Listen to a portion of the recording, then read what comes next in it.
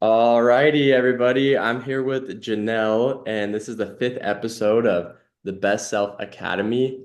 Janelle, how we doing today? Doing good, doing really good. Good. Like, I'm super excited for today. Obviously, this podcast focused on being your best self, and it's either, about faith, spirituality, being an entrepreneur, kind of you name it. And I wanted to invite Janelle on this podcast because she's an entrepreneur, a business owner, and she's very spiritual. She's a mother, she's a wife. And we just had a really powerful conversation about it. What was it, a week ago? think so, Uh, yeah. exactly. Yeah.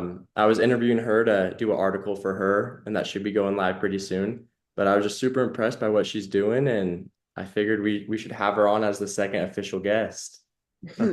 Well, thank you for having me. I really appreciate it. Um, this is new for me, the whole podcast world, like especially this way. Like I think of podcasts and I think like a big mic with like big ears, like mics on your ears. Like that's like my concept. Right now, there's a ring light in my face and one over here. It's a very different setup than what I'm used to for Yeah. podcast world. Yeah, and I'm so grateful for the technology that we have to be able to do stuff like this. And at first, I always thought of, in person, really nice studio, customized. Mhm. Then there's so many, podcasts just via Zoom. And, Oh yeah. I'm in Las Vegas, you're in New York, right? hmm So Yep. crazy. It's crazy, but I feel super blessed for this technology. But, something I wanted to start off talking about with Janelle is she was telling me, kind of a little bit about her spiritual journey. And she said one of the most powerful things ever. And she said, you know, would your friends pray for you or would your friends pray with you? And I think that's so important to ask yourself before you like join a new friend group or keep, new friends or join a different religion or just when you're trying to find your spouse. And I'd love to hear your perspective on that and just your experience with that because that's so powerful. Yeah, I mean, it was something that really caught my attention to like convert over. And you and I had that conversation about convert. And if you find the synonym, please let me know. Um, but I came from a Catholic background my entire life until recent. My kids are baptized, church, the whole thing. Um, but it wasn't until I guess I was just being called for something else or to look at God differently or to just have a better relationship with him. And I really didn't know the significance of a relationship with God. I was always just taught to just pray for what you want, pray when you're sick. It was just a different type of setup or system that I had in mind. And not anyone's particular fault. It was just kind of like this is just how it was. Um, and it wasn't until I came across my friend's post that I saw that really just like stopped me in my tracks. And it was more like it was a group of women. I think it was like it's called Spark, which there's another one coming up soon, which I'm very excited that I will be part of. Um, and her caption said was like, "Will your friends or would your friends stop what they're doing and pray with you?" And it really got me thinking, like, would my friends stop? Like, if I called right now, picked up the phone, I said, "Hey, I really need you right now. I'm going through this struggle. I just need you. I need your words. I just need you to pray." And I think that I think I do. I have like that type of core friends that I can really say that they wouldn't even ask me why, like what's wrong. They'd be like, okay, let's do it. Um, but it just really started to make me think about like even my in my house, like my own walls and my husband. Like if I said, right, hey, can you pray with me right now? First of all, he'd be like, what's wrong? Right? Like initially, well, what's wrong? Because you think of prayer as like you're praying when you need something, when something's wrong. Like you just, it's not.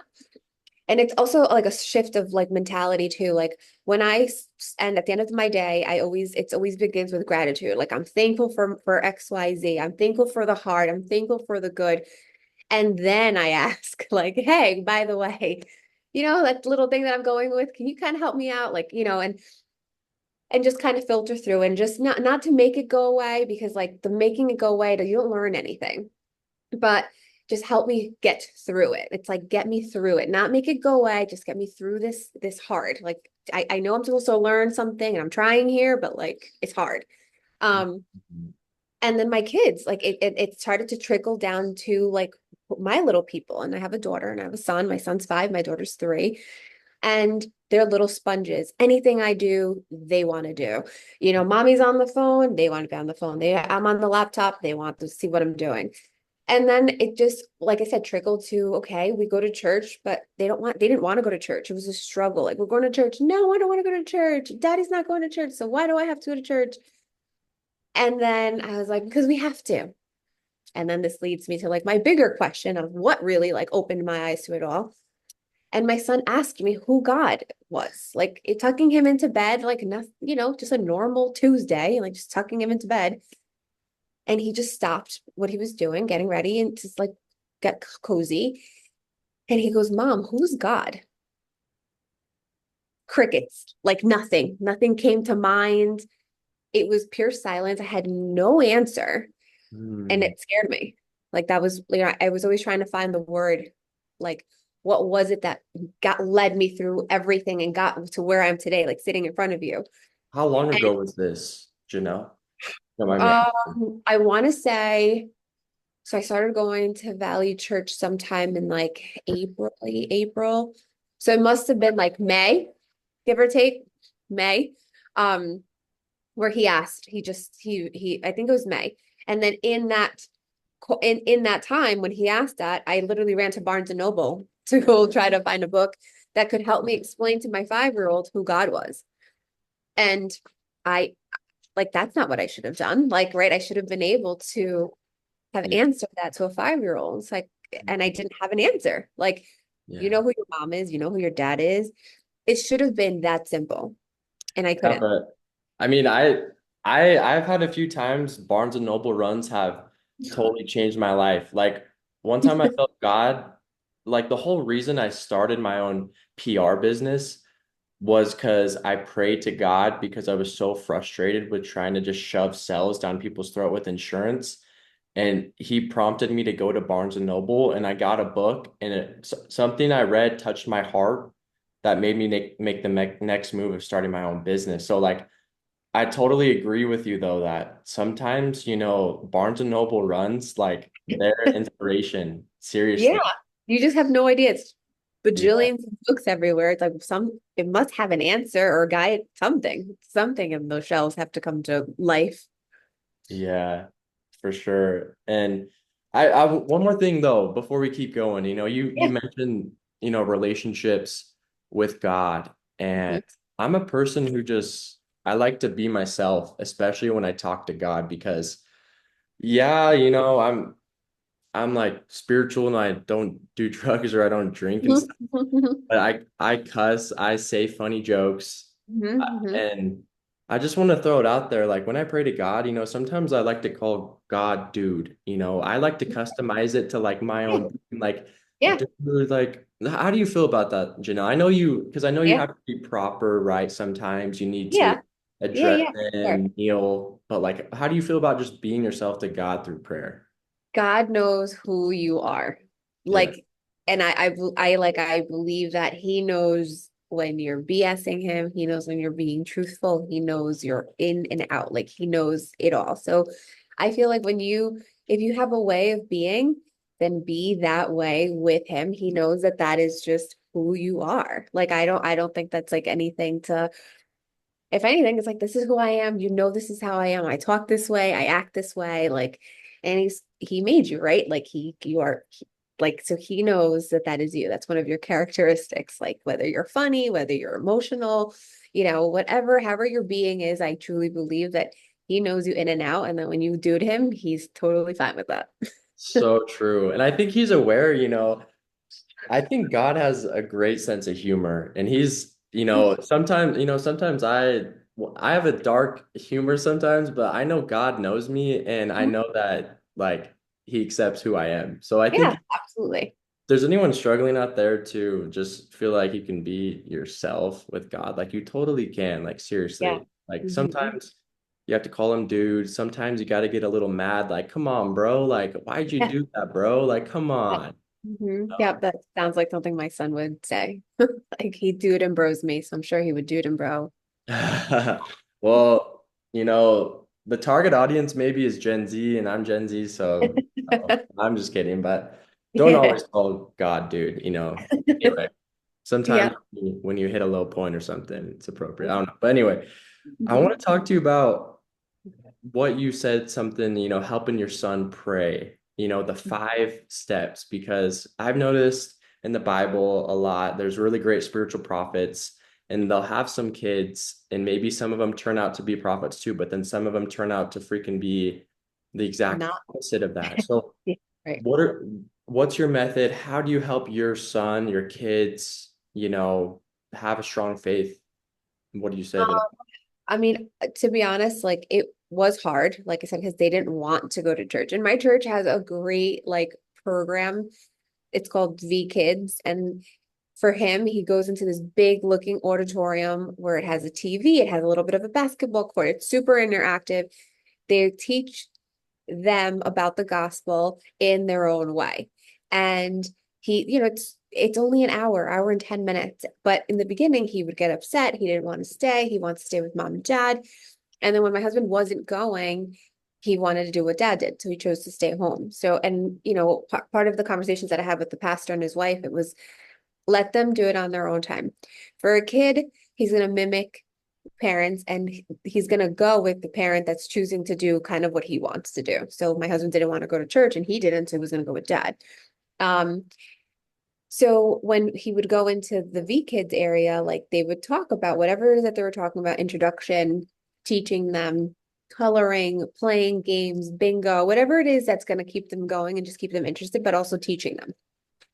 Um, but when it comes to like here home, you know, I have music in the background in the morning. Sometimes I just feel like listening to just some good elevate music and just like literally running around the house and just singing. And like they just laugh and they think it's funny because mom's just hopping around and doing her thing. But, it doesn't always have to be like, Shakira or any of these music influencers that I listen to. Just sometimes it really is just sometimes good music. And it's, and they can tell they're like, oh, mommy's listening to church music. And then they just start bouncing around and singing and laughing and thinking that it's funny. But my biggest thing with my son mostly, we always pray before we go to bed. When it's just he and I, like that's like a thing, like, okay, ready, get in bed, let's pray. And we always start by thanking God for the day, thanking him for the good. If we had a great day, we say thank you. If we had a hard day, if we cried, if we were upset, if we got mad at mom or at sissy, we just move in that direction where we're just like going through it all. And then, we ask him to protect us and to keep us in his love. That's at night. And then during the day, like we get up, we do run around, do our whole morning thing. And once we are right by the bus, and it's called a pocket prayer. And it's super, super easy, super simple that I just kind of like kept it on repeat mode just because he is little and I didn't want to change it up so much that it would confuse him. So I just said pocket prayer. So I just take his little hand and I just tell him each little finger is a prayer that we're asking God to help us with throughout the day. So our general is we say, either he says it in Spanish or he says it in English, but Oh, you most, speak Spanish? yeah, yeah. Oh, Um, nice. That's so cool. it is very cool. He looks like you, very light-eyed, like he has much more German than me, and you wouldn't know he spoke a lick, but he defends himself, and Nice. he and he'll say like Heavenly Father, protect us, keep us safe, keep us strong, keep us brave, and then keep us in your love. And then I give it a kiss in the middle, palm of his hand. He closes it and puts it in a pocket. And if he doesn't have a pocket, I tell him to put it right close to his heart because that's where it's going to be. And Mm. that has just been his thing. Like, if I forget, mommy, pocket prayer, like he brings it up to me. Like it's like you don't forget. And it makes me feel good. Like there's been times where he reminds me and like I get like choked up because I'm just like, oh, like I'm doing something right. Like I feel like I'm doing something right. For him, with him, and for us. Like, that he has that, like that's his thing. If he doesn't feel good or he's having a hard day, he just knows that I'm there and that he has his little prayers to just keep him safe and keep him strong and all of the things. Mm. So that's pretty much. Is this You said at the bus stop or before, or like when do you do Yeah, this? like right. So we walk to the end of the driveway just a couple minutes before the bus comes, and we're like, all right, pocket prayer time, and then we'll just say what we have to say. How And old even if is he? he's five, he's five. Wow. Yeah. That's so cool that he's starting that so young. Hmm. Man, that's cool. And honestly, one more thing is I feel like because I lived in Uruguay for a couple years and I just had to focus on speaking Spanish. Yeah, I feel like prayers in Spanish just sound so much way more cooler. clean, way more clean. Like Padre, you know, Yeah, I know, I know, I I don't know know. what it is, but it's Yeah, for like sure. because I don't know, it's like more passionate, like Hmm. full in my opinion. So that's Hmm. really cool. I didn't know that. Yeah, my mom's Ecuadorian. Right. Okay. Okay. That's, I feel like it's such a good tool for, because I want my kids, right? I want to have kids hopefully soon within the next year with my wife. And I definitely want them to learn how to speak Spanish as well. I mean, I Yeah, shouldn't it's teach such a them. good tool. It's such a good tool. Like when I was learning, I just took it for granted. And we lived in Ecuador. I was 8 when we moved, and I came back to the States when I was 15. And I took it for granted. I was like, whatever, like it doesn't matter because I already knew it. My brother struggled. He had a hard time with it. He's like, this is not my language. I speak English. Like he was just very hard, but he speaks and sounds so much more Ecuadorian than I do when he Mhm. does start speaking in Spanish. But I feel like everyone should know how to speak another language, even if it's not Spanish. I mean, Spanish here is definitely more, you know, predominant, but I feel like you should know some other language, whether it's Italian, whether it's French, Yeah, Mandarin, know something else. exactly. What, honestly, what I love about the Bible and just the teachings of Jesus is that yes, you can make them very complicated, but at the end of the day, like they can be so simple that because like when I just had to learn decent Spanish, not that I speak great Spanish, I'm a rookie. Like I shouldn't be the one teaching my kids Spanish. We should hire someone. But what I'm trying to say is like my Spanish is not that good, but because you can make the teachings of Jesus and the teachings from the Bible so simple, you can just you learn the simple words and you can just talk to people about Jesus. Like I love how simple it can be. Simple. Hmm. Yeah, seriously, you Hmm. know. It But doesn't be complex. it doesn't have to be. You don't have to make it like so how does that come into play in your life as a mother? I know you have a 5-year old. Hmm. Do you focus on keeping things like simple, you know? As simple as you can. I mean, there is no book, there is no book that gives you instructions on how to do this the right way, right? Because my opinion and my values are going to be different than the day that you have your babies with your wife. Mhm. Um, but you know, you can make it as simple as you can, but it has to have weight, right? Like it can't just be so simple that it almost doesn't have any meaning, that it's just like, like it sounds so simple. Like something so simple as a pocket prayer, right? Like you think like, wow, I would have never thought to do that. It was never done with me. But it's so simple. But for him and for me, it just has such significance, right? Like maybe he's gonna do this forever when the day he plays baseball. Like it might be something he just does on his own, like, some type of version of that. Like I'm gonna just say 5 things right now before I get out on that field or put on that helmet for football. Like whatever. It just as simple as it is, but it has so much more weight than, a meaning of like holding this book and be like, oh, like, because this could be nothing, but yet what's in it has everything, Does that make sense? No, yeah, that makes complete sense. It really does. And all right, I wanted to ask you this too. You know the story about Jesus in like Luke chapter 2 where he doesn't go back with his mom and dad. He stays in Jerusalem and they come back and they saw him teaching, the doctors and all these really intelligent people. And then the mother was like, Mary was like, "Where the heck were you?" And he's like, "Can't you see I'm doing like my father's business?" Like, I don't know. I wasn't planning on talking about this, but as a mother, like, what do you have to say about that? And I want to just relate it to probably Jesus's work ethic because even as a child, right? Because you have a child and he Mhm. was 12, it says he was 12 at the time, and that's kind of the last recorded thing until he got baptized until around like age 30, if I'm not wrong. But like his work ethic at such a young age probably have to do a lot with maybe the example of his like Earth Mother, Mm, Mary. So right. I don't know. I'd love to hear your perspective on that. Yeah, I think that like I said, kids are sponges, right? And everything that I have, like my core stuff came from what I saw from my mom and my dad, their beliefs. Yeah. Um, when I had the conversation with my mom that I was thinking of possibly converting, she Mhm. wasn't mad. She wasn't upset. She said that at one point in her life that she also had that call to kind of have a better relationship with God. She too was opening up her own business, and it's something about, I guess, like we can't find comfort in like, and I guess it's a little sad that we can't find comfort in like another being to like give us what we need, and we turn to God. Like when I was opening up my first store, I cried every single day because I'm like, I'm 26 years old. I know nothing about owning a business. Like, I sucked at math at school. How am I going to do this? I know how to work with my hands. I'm very tedious. Like I like the work is tedious and I could do that, but how am I going to do the like the back behind the scenes stuff? And my mom said that she had the same thing. My mom lived up 3 gas stations in South America. So her hard was a lot harder than mine. But Wow. she was like very she said that it was around the same time that she was struggling with the idea. Makeup. Okay, nice. My Hi.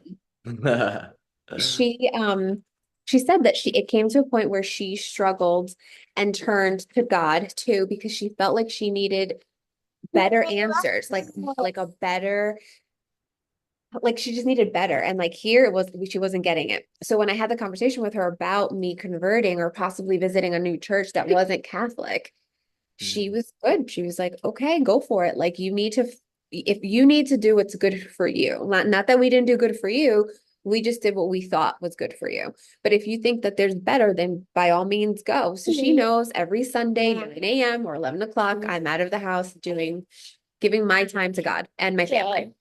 Mm. And she's supportive. And I feel like because of that support, it also led me now to be the support for my kids, right? Like I want them to learn as best as they can. I want them to one day turn around and be like, well, my mom and dad went to church and they did what they thought was right by us, and we followed example. And I want Brian, that's my son's name, to just take that, like just take it's more of a support system. Brian. Like I want them to just know that mom tried, like that mom and dad tried to instill some good in us, some type of faith, like, and then whatever they decide to do with it later on, I won't be mad. I mean, as long as it's like within the proper guidelines of So what we're doing here. yeah, Mom, I, I I want know home. I know you've told me a lot, and we're almost done here, but what actions, Janelle, do you think that you're doing that he will remember that you were trying to be a good example? Like what specific act? I was Like a watching pocket prayer. Honestly, I think it's that. I think it's like just really like the simplicity of just keeping, yeah, like the simplicity of it. Like that I'm not sitting here, we have different Bibles, we have different books. Like there's a little book that Aria reads that it says Why God Loves Me, and it's a little bunny on it. Simple, right? For a 3-year-old. It's pictures, it's nothing complex. I'm not drilling the Bible into them. I'm not pushy, I'm not, making them feel like they need to know something right now, or their Mhm. room is, my husband's a Dallas Cowboys fan. Um, I'm sorry. so Rough year. no, I know. But like, he can still be his own kid. He has Daddy's star on the wall. He has, Jeter. Like, like he's still his own person. But then there is one sign in there that says God first, Cowboy second. Like, you know what I mean? Like it just, so it, in our own little way, it's like sprinkled, like little things here and there. But I feel like he's just going to remember that, like, just mom let me be who I am with, but still sprinkled a little bit of God in me, little by little, like, I I totally agree. And I think evidence of that is for my family, I'm the youngest one. My oldest brother's 40. And okay. my parents had me when they were 40 and they were just so chill. They were so chill with me. And I think You're the youngest too. I'm the, So I'm you're the the, young. yeah, I'm the youngest, but what I'm trying to say is like, just the support that they gave me and like how they just let me try to be myself Mhm, really paid off because I mean, I was the only one of my siblings that did the 2-year church mission when it's really big in my religion. mhm, Anyway, what I'm trying to say is I feel like because they didn't force it, they let me be myself, they keep things simple. That really I just really respect that about my parents. mhm, And they were always super supportive of me going and just dropping everything to focus on God. And, mhm. I'm really grateful for them. So I totally agree with you that, that support, that your mom gave you, made you feel supported. And now like that's like carrying on to you and your family, your Right. husband going to church a lot and your kids are learning a lot. So Yeah, sure.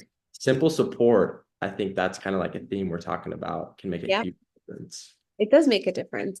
You don't have to be like naggy about it, and because then you get a bad taste. It's like anything else, right? Like if you don't like something and it gets pushed on you, or you just keep disliking it more and more, and it's more reasons to not want to come, you know, to have like a just want to be part of or to have it in your life. Um, and one day God's gonna ask me about things that maybe I'm not even remembering right now, and I'm gonna have to remember why I did it or why I wasn't, didn't listen or just, whatever the situation is. Like He's the only one that's really gonna, at the end of the day, who we have to answer to, right? Um, and all through all of this, like I'm trying to make the best decisions for my kids day to day. With the store now reopening I have to make decisions for that. Mhm. I have a household that I have to make decisions for. It's like a lot of things, like a lot of layers. But truly, like if you just let go and let God, things just happen in like the best ways possible. And there's a lot of layers in in who I am and also in my day to day that have just led me to who I've become now. Like if you would have asked me 2 months ago, 3 months ago, this conversation would have been very different because a lot of the hard that I've been going through the last few months have just led me to just have a much stronger and much closer bond and relationship with God. Yeah, I love that. I love what you said. Let go, let God. Let Hmm. go, let God. I love that so much. And I just want to make it clear, like what you said earlier, just focusing on your relationship, your personal relationship with God, I think is crucial. Some of the best people in the world that I know don't even go to specific religions. I don't think you have to have a certain religion. It's like whatever is best for you. As long Hmm. as you're putting in work with that relationship with Him and whatever vehicle you need to do that, I think is acceptable, Yeah. Yep. But One of the things that and my pastor had said recently, we're talking the series about mind your own business. And it's in the Bible. Like it says it, mind your own business. It's crazy how you think that that's something like that, that one would be like, oh, I'm offended to hear. Like if I turned around and said, hey, just mind your business, you'd be like, what? Like, okay.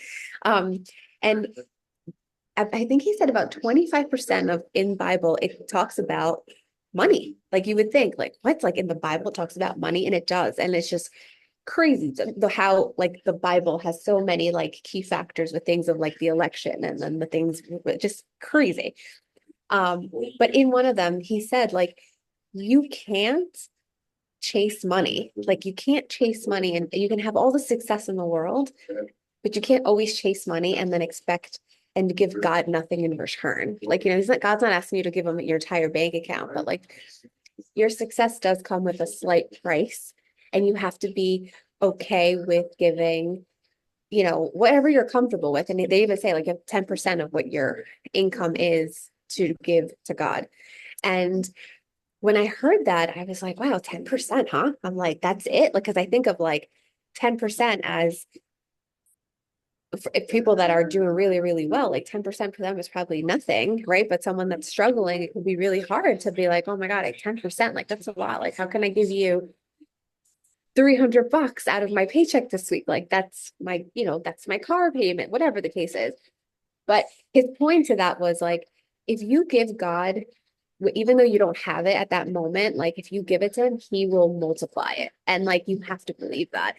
And with why I brought that up, it's because there have been times where I'm here juggling home and now new business expenses and all these things that are adding up. And I'm like, okay, where is there a money tree in the backyard that I don't know about? Because like, where is all this coming from? And when I pay it, I'm like, okay, you know best, like you know why, and I do it, and next thing you know, Jehovah Jireh kicks in, and here I get, I get some money in return. It's like, okay, well, yeah, you just spent 200, but you just made 600, so here you go. So it's just crazy the balance and how you ask and how you do, and if you really just trust it.